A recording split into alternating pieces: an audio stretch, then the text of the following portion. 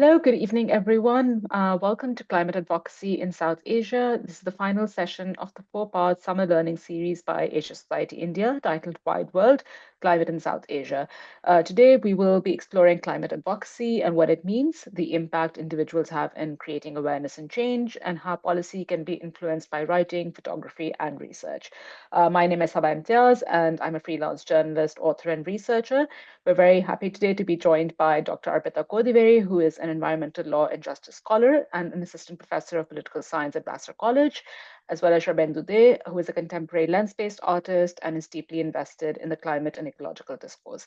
We're not going to do long introductions, and so you can learn more about our speakers through the bios in the chat. And just some housekeeping. This conversation is going to run for about 45 minutes, after which we will open up the floor to your questions. So if you have any questions and comments as you're listening to everyone talk, please leave them in the Q&A in the comments box, and we will make sure to answer them.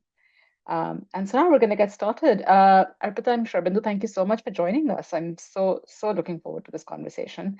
To start off on a somewhat different and lighter note, Sharbendu, I was really hoping you could show us some of your work. You're a visual artist, and I think it's always nice to get into the visuals first. And yeah, if you could show us some of your work that has meant the most to you in recent years and talk us through the making of it. And yeah, if you can share Sharbendu's work, and so we can all see before we start talking about climate policy. Thanks, Saba. Um, so I'm, I'm a practicing lens-based artist, and alongside that, I teach and I write occasionally. Uh, Over the years, I've had a couple of key impulses. One has been to counter the colonial position, but how do we do that? Using the camera, which is my primary. What you are looking at here is placebo, is from my series An Elegy for Ecology, which in 2016, Delhi was hit by the smog for the first time, after which now it has become an annual ritual. And I started to step out like every other photographer, lens-based artist colleague of mine, stepping out and making visual records of what was happening. And then I started to wonder that all of us are doing the same thing. How do we bring in this message of the climate crisis, or in this specific context about the air pollution, and how it's affecting us? How do we make it personal? And so that started a process of research and deliberation, a lot of reflection that led to the making of this. It took about 5 years to make this.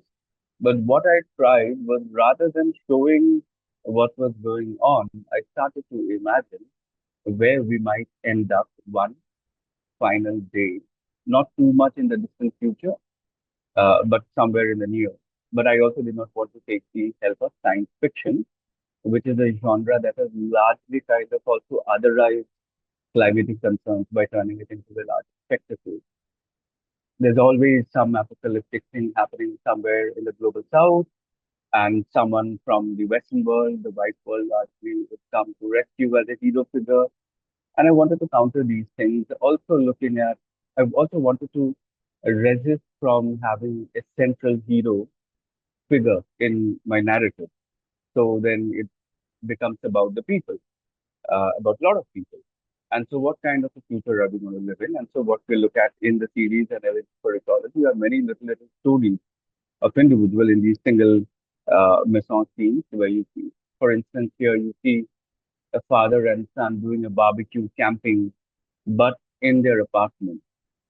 They've done their best to camouflage it and make it look like it's very close to nature, and yet we see these spaces like a cabinet and certain, like the wall, etc., that tells her that it's a closed door apartment, reflecting probably it's an urban area. So then that raises the question that why are they doing this inside a closed door apartment? So there is a clash of the space. We are doing an outdoorsy activity which is supposed to happen somewhere by the side of a stream, a mountain, a river, etc., so on and so forth. But that's happening. So there's a clash of space. So this conflict that I try to bring in a very subtle manner uh, is is to provoke the viewer to think about why are they doing this. Now, a photograph as a still medium also has its limitations. It cannot do certain things the way, let's say, the motion picture medium can.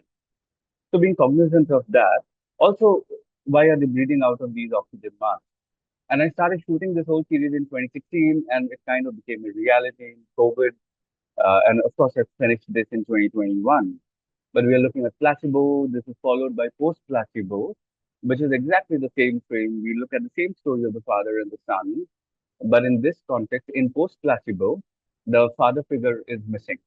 And the son is, the boy is sitting there holding on to the fishing line, but there is an absence. And in tandem, as a diptych, it's meant to convey and raise conversations about absence, about mortality, but without getting visually graphic or descriptively sensational about.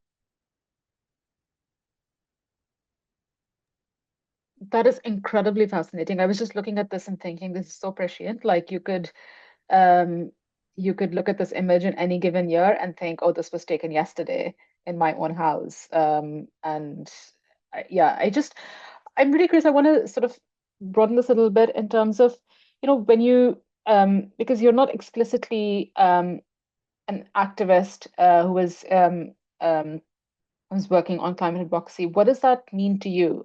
Maybe you can talk us through it in the context of the image that's on the screen right now. How do you sort of grapple with that in your work? I mean, we'll have to then go into asking the basic questions to what does it mean to be an advocate and what does it mean to be a climate advocate and what all do we have to do to be acknowledged as climate advocates. What does climate advocacy mean? Is it stepping out on the streets and picking up placards in front of Parliament and COP events? Yes, that very much is. But how does an artist position themselves? What is advocacy? In many ways, it is also arguing against and in favor of something. So, as an artist, what am I arguing in favor of? This artwork that we're looking at, Man with No Road, is from my series Imagine Homeland, which is about an indigenous community called the Lisu from Arunachal Pradesh on the Indo-Myanmar border. It took me about 7 years to make this. So this work is essentially about the Lisu community, and the story is largely around their struggle and hardship.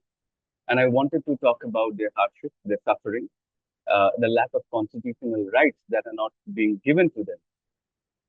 And when I tried the documentary approach and I came back to Delhi every time I would come back, I would show to some of my colleagues, and there would be a very stereotypical response. Uh, the responses were largely sterile, which also meant people were not responding to the classic documentary, which is very realistic photograph.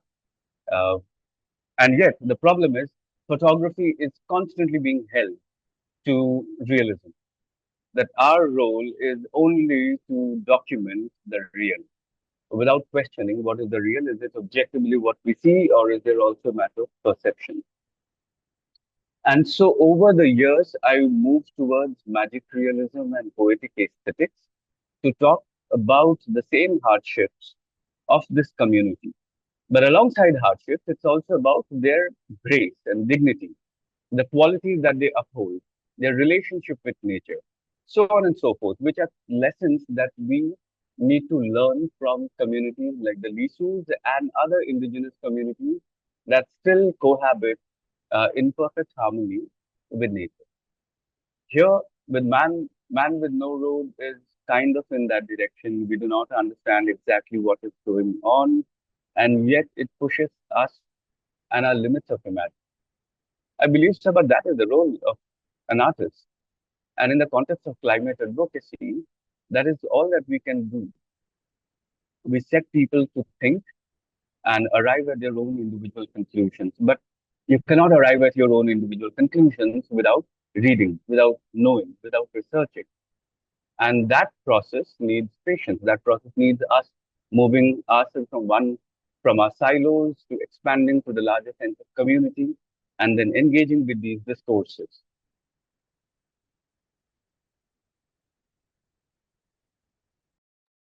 That's when we're talking of writing, reading is of researching, I think we should move to the academic in the house. Arpita, what about your own work in terms of how do you see, climate change has become such a big buzzword in the last few years, compared to sort of 10, 20 years ago when it was considered to be the domain of like NGO wearing, NGO people. I'm just going to say it like there was a cliche. It's only NGO aunties with like the handloom bags who care about climate change, right? And now everyone cares about climate change. Corporations care about climate change. Like your brand that makes like your crappy T-shirt cares about climate change.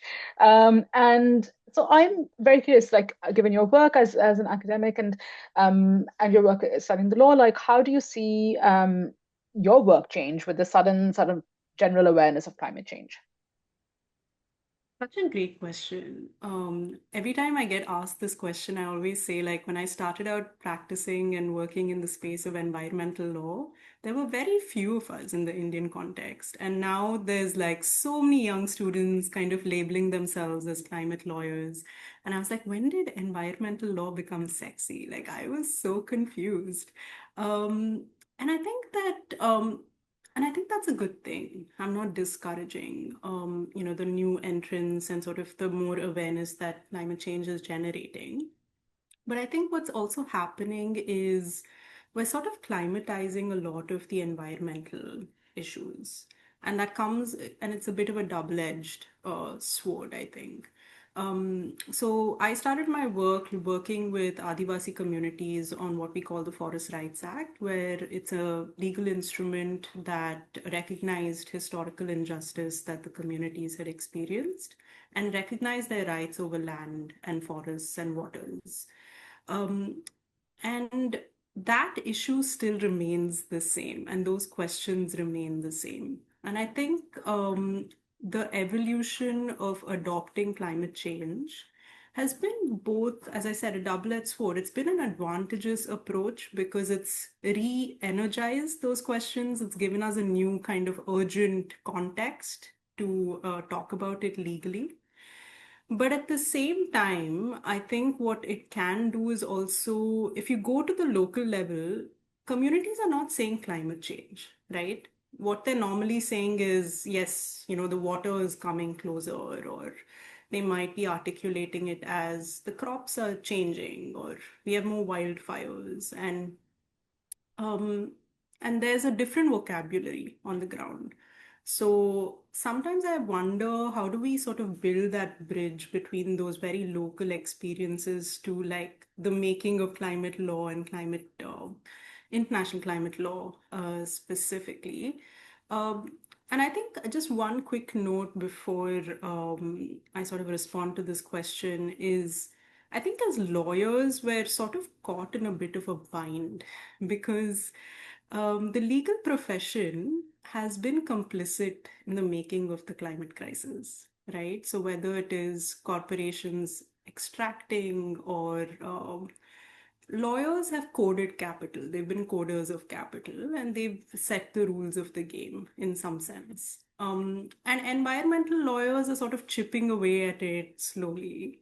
And so climate has given a more accessible platform to realize newer legal visions. And that's something that I'm really excited about. How do we use, unfortunately, yes, it is a crisis. The crisis is at our doorstep, but it's also an opportunity. How do we kind of look at this crisis, which is existential, and remake laws and rules that govern how we respect our planet?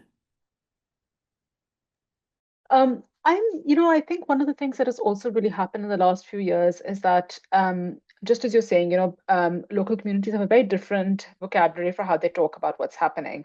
And I think obviously the big difference with the rise of social media is that, it's no longer sort of people talking over communities, it's communities themselves were able very easily via TikTok or Instagram or whatever to be able to show on the ground what is happening, right? And so I'm curious, like in both of your work, so how have you seen sort of social media change the way awareness or advocacy or even the law is sort of treated, right? And whichever one of you would like to start. I'm very curious about like law particularly. So I wonder how. how that works with environmental law, but I'm a little bit more aware of like how it might impact Sharbendu. But yeah, whichever one of you would like to start first.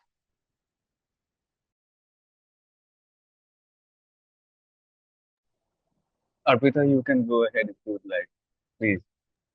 I was actually going to yield the floor to you. So if you want to All right. start, then I can Uh, come in. all right. Uh, Saba, would you mind repeating your question once again?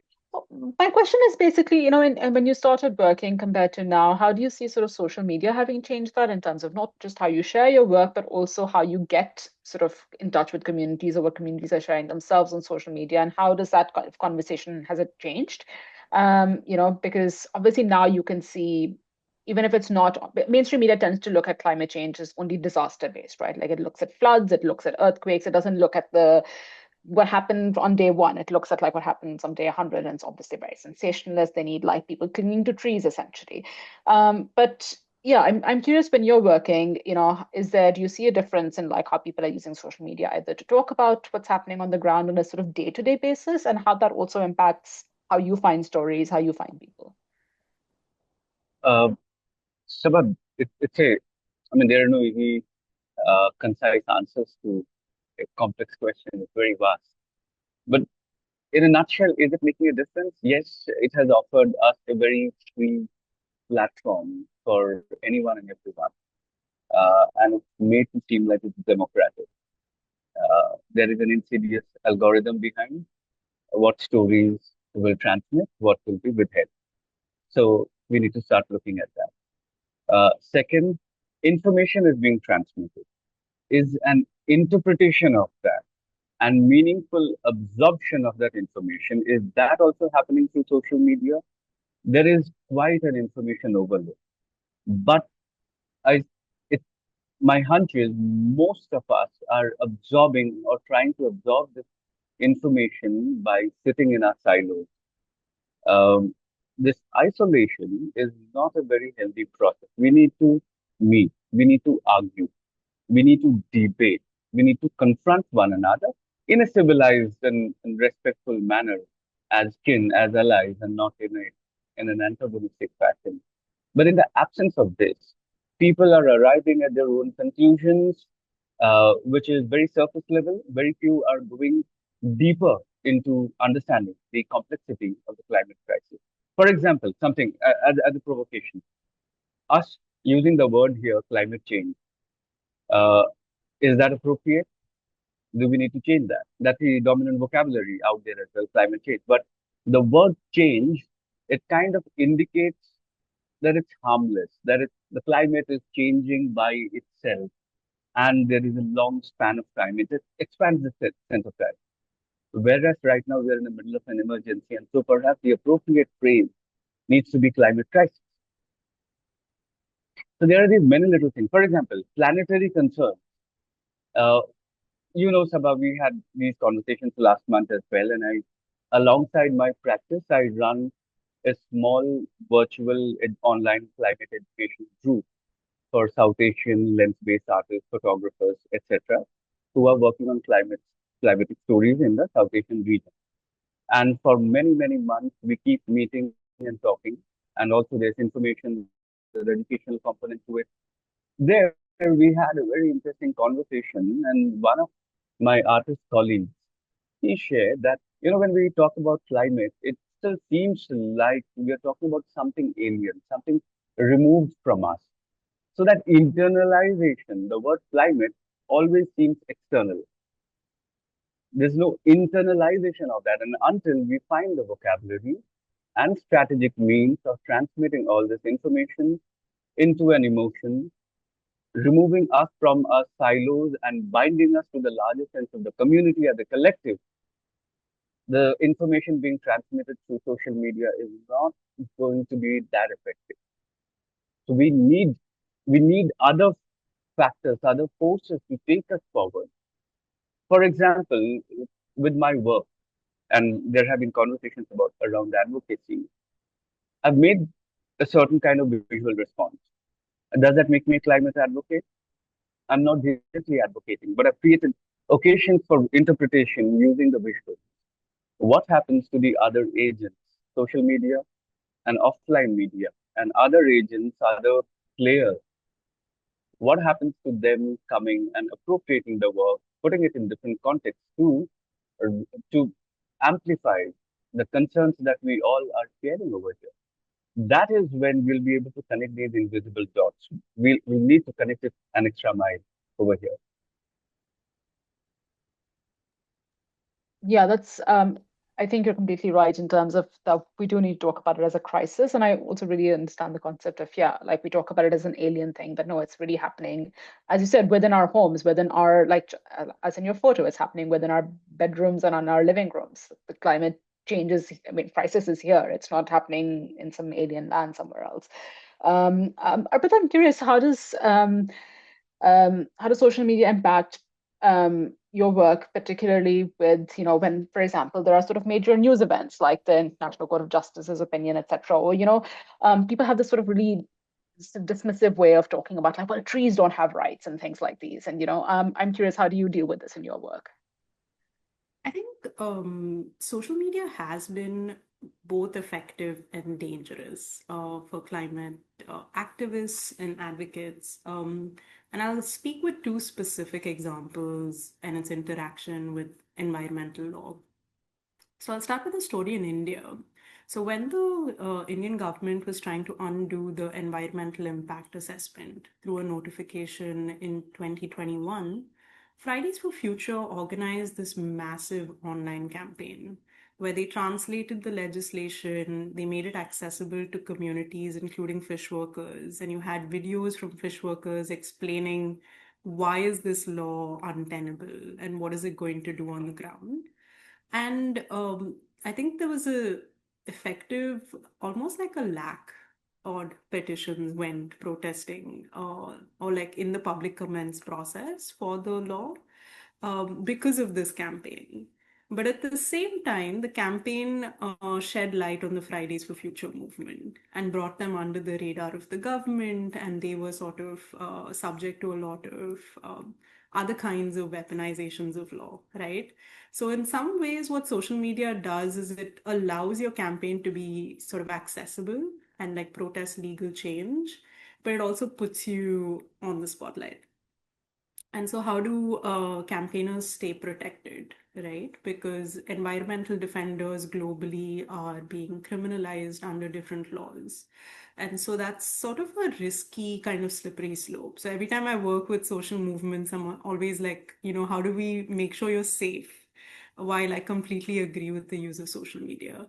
And I think, as Sharbendu was mentioning, I think there is this insidious algorithm behind the sort of crafting of these narratives, right?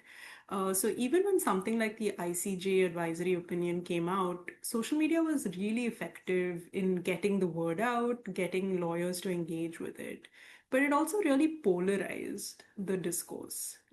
What the ICJ AO is supposed to do is build consensus that yes, international climate law is binding for state obligations. But then you started to see a lot of other kinds of rhetoric around it.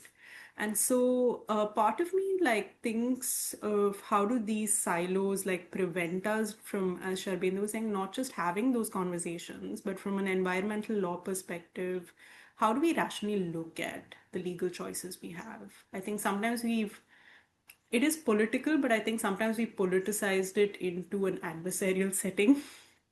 So you'll see like environment versus development or rights versus responsibilities. It's more complicated than that. And sometimes I fear social media prevents some of that.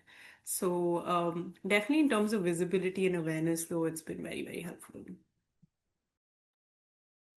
Uh, Absolutely. I think in terms of the, as you were saying, the weaponization of all sorts of laws against climate defenders is really a sort of extremely insidious trend. And of course, people are using things like defamation and terrorism charges against things like merely protesting, which are again, I feel like we've come sort of many decades away from, when it was just 10 people saying, oh, you shouldn't feel like polluting. And yet it also seems like a backward slide. Shabali, I wanted to ask about, when you show your work, um, how obviously you have your own intention and your own sort of I'm sort of really also astounded at how long it takes you to do this. Like the idea that you work on something like this for 6, 7 years is also kind of really, really incredible.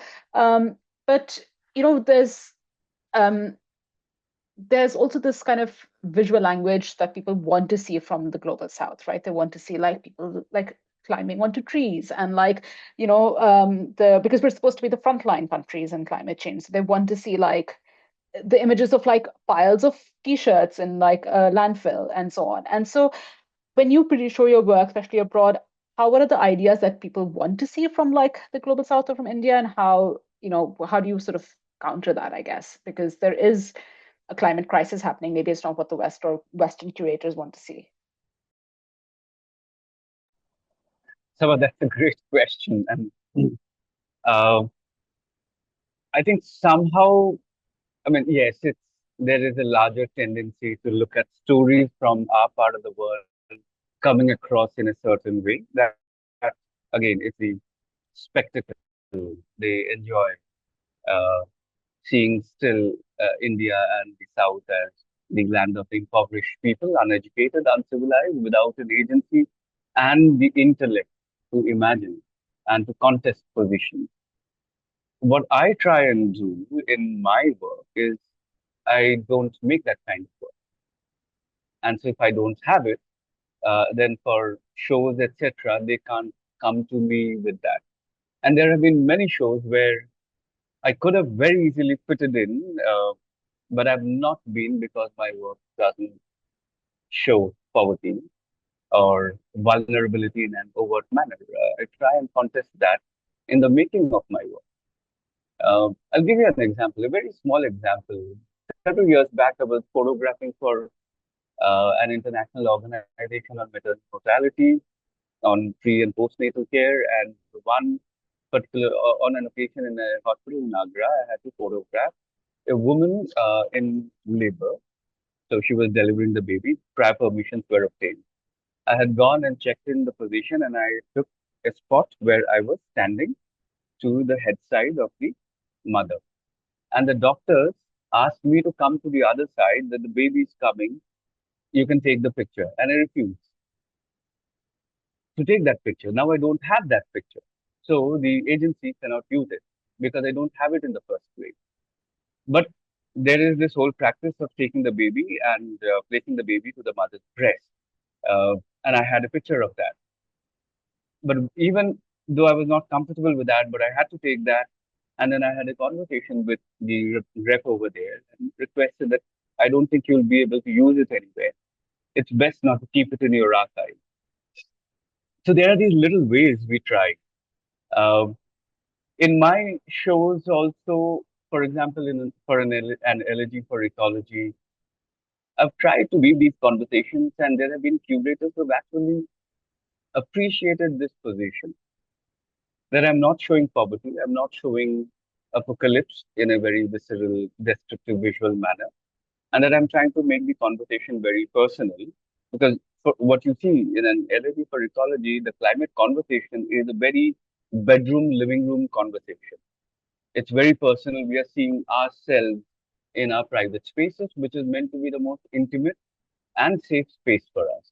The entire conversation of climate crisis is a very political and a social conversation, befitting a conversation out on the streets, in clubs, in conferences, dinner parties, events that we are having. But what happens when we retreat to a more secure space? When we start having that conversation there, that's when we start to get scared. So, how do we build stories around that? How do we curate shows around these thoughts and ideas? Uh, Last year, I had a show, I was part of a smaller show at the Kiranada Museum of Art, where again it was about showing the process uh, and concerns around ecological positions. There was a video of a sacred forest from northern part of Sikkim, where I live now. Then there was a self-portrait on the wall, on another wall. But the central piece that held the entire conversation together was a bean-shaped table on which there were lyrics from a song written by Lepcha folk singing group called Sophio. So they sing about climate, they sing about ecology, they sing about their relationship with nature, they sing about the little subtle changes in seasons and the call of a frog. And there are these stories narrated in their song. And so I printed that whole song with due permission on that table, and that became the central piece. And that also became a way to decenter my own self, because I, at the end of the day, am still somewhat a product of the city, very much influenced by capitalistic concerns. Of course, I grew up in the Andaman Islands, far removed from this kind of a, but over the last 20 odd years, I've lived in Delhi, London, and other places. So, how do we counter our own selves in this? So, how do we reflect that even in our shows, in our presentations? So these are some of the attempts that I've tried. Well, I'm really hoping Arpita has an answer to this because that's my next question. And that, Arpita, in terms of all of in, in terms of the climate crisis, what do you see the role of all of the various people who are working in this sphere? Whether it's lawyers, journalists, actors, artists, films that are being made, which kind of deal maybe even on a surface level with climate change. How do you see this in terms of creating sort of some concrete action or I guess awareness, and also can it translate into policy change? Because I think, I'm sure you know this, there's been so much work done on climate advocacy. And I think, at the end of the day, people are often are very frustrated because they protest, they do things, communities put everything on the line, put themselves on the line. And then at the end of it, you have, powerful interests in government who will sort of shepherd whatever construction and bulldozers they want into this. So how do you see all of these various sort of entities playing a role in developing that? That's such a great question and a tough one too. So I think what I'm going to do is sort of respond to it based on my own experiences and the work that I have been doing. So since 2021, a bulk of my work has been focused on the role that law can play in addressing the climate crisis. So I've looked at multiple arenas of the law. So whether it's climate litigation or negotiations or, scholarly writing. And one thing that comes to mind is that we need all of these actors to coalesce and build really strong coalitions for change to happen. Because one aspect that we all need to get clear on is that when we talk about the climate crisis, the science is very, very clear, right? And we know where accountability lies. But despite those existing facts, why has it been so difficult to be able to achieve change? And that's speaking from a lawyer's perspective, it's because a lot of the legal frameworks are entrenched in supporting extractive capitalism, right? So you're trying to bring about systemic change when you have a structure that doesn't move quickly or is not willing to change. But having said that, I think the example that comes to mind is the International Court of Justice's advisory opinion, which came out just about 2 weeks ago. And the reason I go to that, not because it's an exciting recent development, but the story of how it started. It was a group of law students from the Pacific Islands who came up with this idea. They said, well, maybe we should get more legal clarity on where does international law really stand on such an important question. They managed to convince the governments of Vanuatu and other Pacific islands to kind of bring a resolution before the General Assembly. And this was accompanied by protests on the streets, whether it was Climate Week or in their own countries and elsewhere. Eventually, all countries were mobilized to actually approach the ICJ for an advisory opinion. And that's huge, right? So these ideas that what happens on the streets will not be reflected in policy, I think that is true, but I think there is a sophisticated way in which global solidarity is happening around climate accountability that I think we need to figure out how do we build those strategic coalitions and move from there.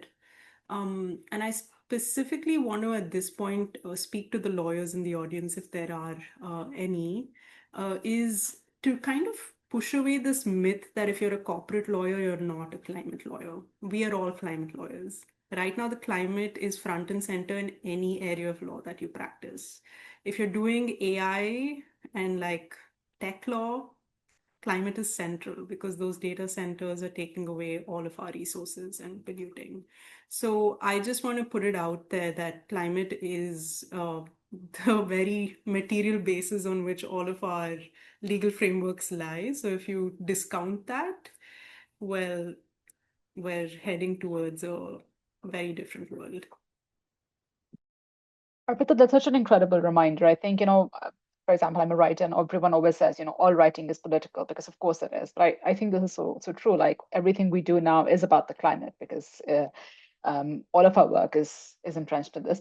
To both of you, I wanted to ask, obviously, one of the criticisms that is often uh, shared is that oh, these are just people who are living in cities who are making policies or going to courts, etc. And it doesn't really factor in what indigenous communities on the ground want. And I think, of course, in the last few years we've seen a change in that because social media. Um, I think at some point, like it has become apparent that indigenous communities have always been doing this work, and it's just people have now had to start take notice. And from both of you, I want to hear, how do we ensure that people who are actually impacted the most in indigenous communities, in the places you work in, or the legal areas you're looking at, how do they remain at the center of climate advocacy and are not sort of overtaken by, voices from places that, are going to be impacted, but sort of eventually in like 10 years? So, yeah, Sharbendu, maybe you want to start and then we can go to Arpita. Thanks, Saba. That's actually a very nuanced and a tough question to respond as to how do we listen to them. See, for example, there's hypocrisy in my own language when I said, how do we listen to them? The use of the word them has already otherized the indigenous voices and making them as the alternate voice coming from the fringes. And that somewhere brings us at the center of the power. So maybe we need to rethink our questions also. This is not to use Saba, but generally, how do we bring them to the center? Maybe we can say, how do we uh, decenter ourselves?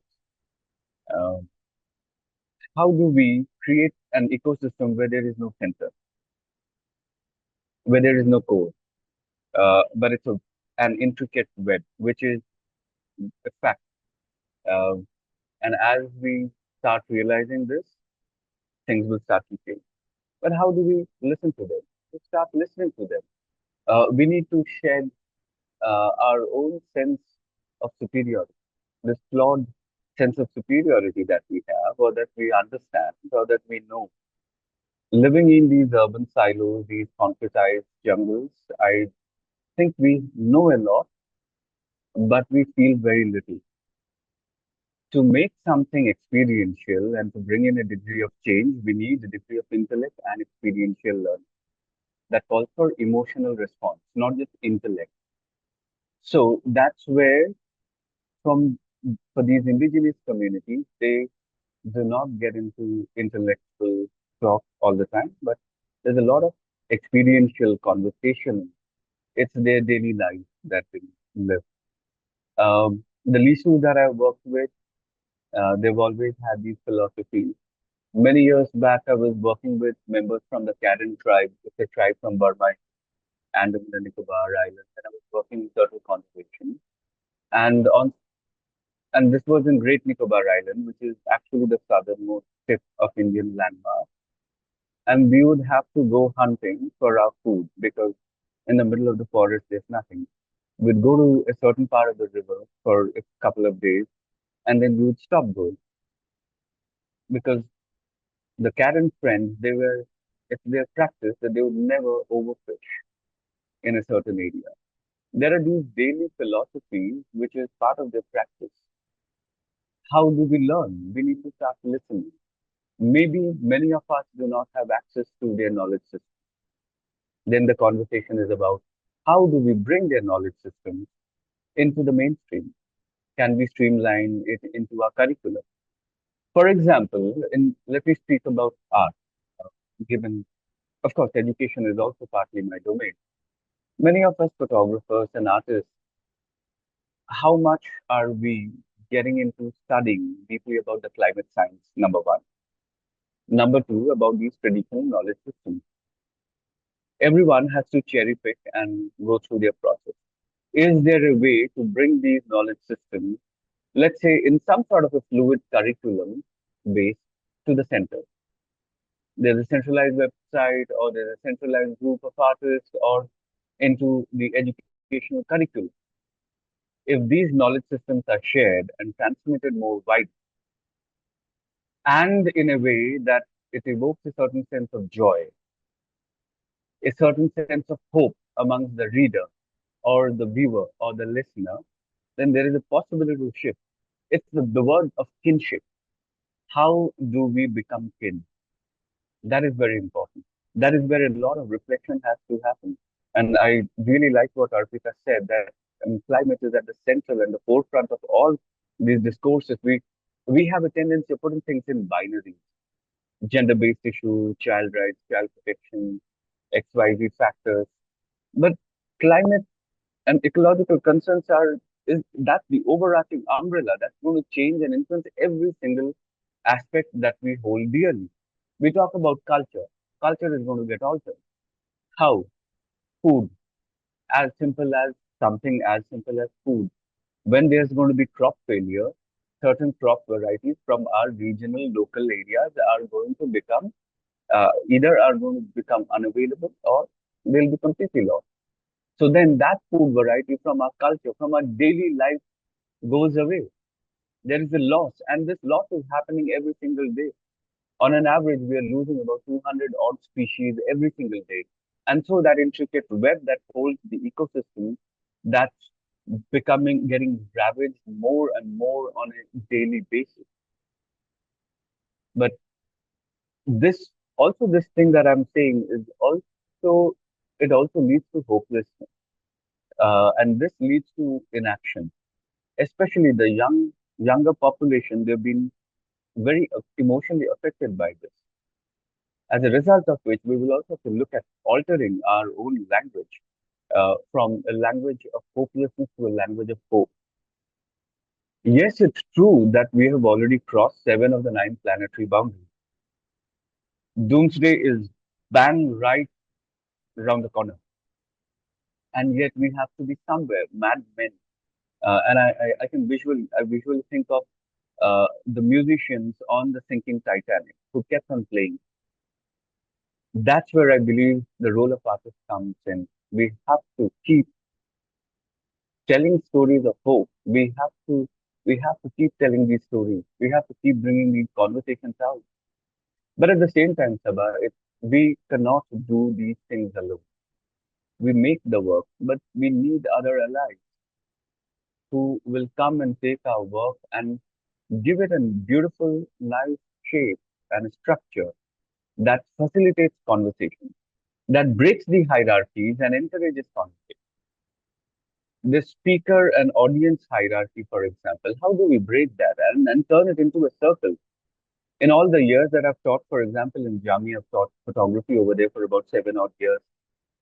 One of the first things I would do when I would step into the classroom is that I would tell the students to turn the whole setting into a semicircle so that there is no one center for the teacher and all the students sitting on the desk and bench system in rows and columns. How do you break that?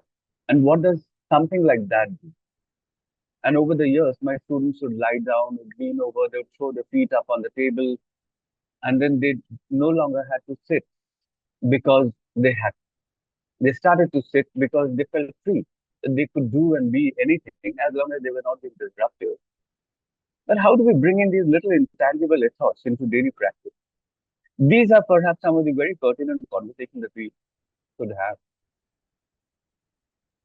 Absolutely, and I think this is a good way of starting to think about these ideas. Arpita, to you, how can the views and expertise of indigenous communities be incorporated meaningfully into climate action? As as Sharbendu was saying, decentering us and actually having conversations with people, or change enacted through people who are actually suffering the impacts of the crisis. Right. It's such a, it's both a, like Sharbendu was saying, such a nuanced question, right?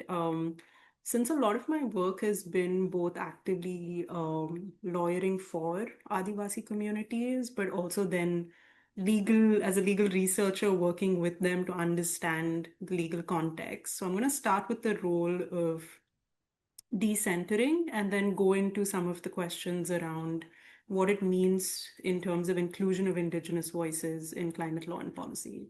So I think as lawyers and researchers, I think it becomes imperative that we realize it's okay to surrender. I think lawyers have this tendency to go in as experts, right? Like I remember the story I often share is I went to my first, village it was Lilunda in Sariska, trying to work with the community to say, oh, there's this fantastic new law, the Forest Rights Act. We just have to implement it. Everything's going to be fine. And I'll tell you how we can go about it. And as soon as you go there and you kind of, you know, take that baggage of being the gatekeeper lawyer and then surrender to communities who have been lawyering on their own terms, right? Because they're the ones experiencing being criminalized for grazing their cattle or being subject to violation of different kinds of rights. So it's humility in realizing that whatever expertise you bring, you have to surrender to the knowledge of the communities who are experiencing whatever it is that they're experiencing in terms of injustice. So I feel like sometimes they're the most clever legal thinkers. So I've learned a lot more from them than I ever did in law school.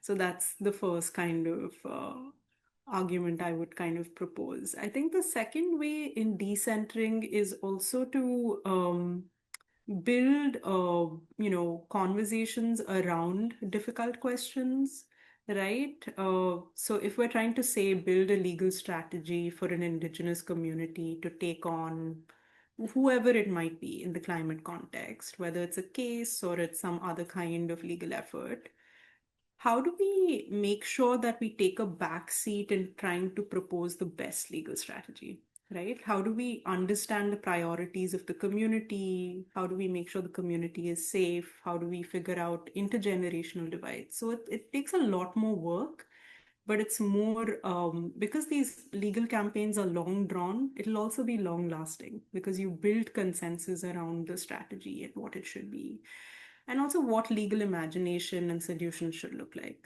right? So that's sort of the piece I wanted to kind of mention around lawyering and research. Um, I think the second aspect in terms of the inclusion of Indigenous voices, it's been interesting to see a lot more work happen on Indigenous rights, but at the same time, knowing fully well that law has been a tool of exclusion and violence for these communities, right? The law has allowed for the dispossession, the law has kind of been the basis on which a lot of the rightlessness has happened. But at the same time, you're going back to the law and making a new claim.